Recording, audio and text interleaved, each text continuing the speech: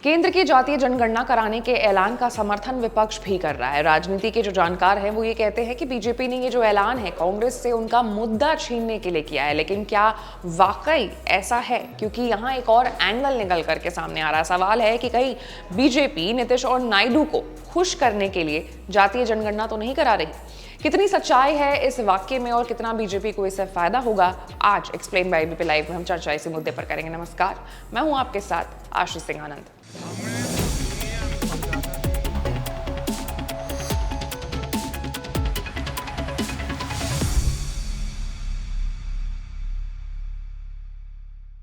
तो सबसे पहले खबर क्या है वो जान लेते हैं। तो दरअसल मोदी सरकार ने ऐलान कर दिया है कि अगली जनगणना में जाति के आधार पर भी गिनती होगी। ये फैसला चौंकाने वाला है क्योंकि विपक्ष की मांग के बावजूद अब तक बीजेपी इसे टाल रही थी। इस फैसले का बिहार के मुख्यमंत्री नीतीश कुमार ने गर्मजोशी से स्वागत करते हुए कहा है कि ये कदम लंबे समय से लंबित एक जरूरी मांग को पूरा करता है और देश के विकास में अहम भूमिका निभाएगा। वहीं दूसरी तरफ नायडू भी इस फैसले से काफी ज्यादा खुश हैं। पिछले साल उन्होंने साफ कर दिया था कि जाति जनगणना के समर्थन में वो खड़े हैं और उनका मानना था कि इससे लोगों की भावना जुड़ी है और देश में आर्थिक असमानताओं को कम करने के लिए उन भावनाओं का सम्मान किया जाना जरूरी है। हालांकि इस ऐलान के बाद से कांग्रेस जो है वो भी अपनी राजनीतिक रोटी सेकने में लगी हुई है। पूरा क्रेडिट इस ऐलान का ले रही है, लेकिन ये जितना आसान दिख रहा है वो उतना है नहीं।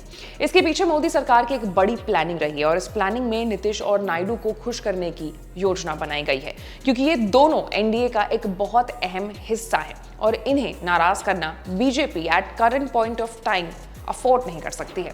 बीजेपी के इस फैसले को मास्टरमाइंड की तरह देखा जा रहा है, क्योंकि इस ऐलान से बीजेपी को एक और बड़ा फायदा होने वाला है।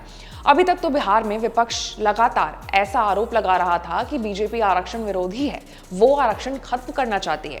बीजेपी के तमाम बड़े नेता रैली में इस बात का खंडन करते थे, लेकिन साथ में कोई ऐसा साक्ष्य नहीं था जो इस बात को साबित भी कर सके। इसी वजह से राहुल से लेकर के तेजस्वी तक कई बार काफी तीखे वार कर चुके थे, लेकिन अब आरक्षण विरोधी वाली छवि को बदलने का मौका मिल चुका है बीजेपी को। जातीय जनगणना का एक ऐलान जो है बीजेपी को कई संजीवनी दे चुका है।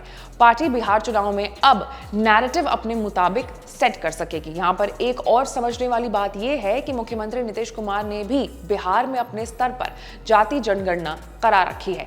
बिहार की जैसी राजनीति रही है, इसमें सालों बाद भी बीजेपी जेडीयू की छोटे भाई बनकर के ही रह चुकी है।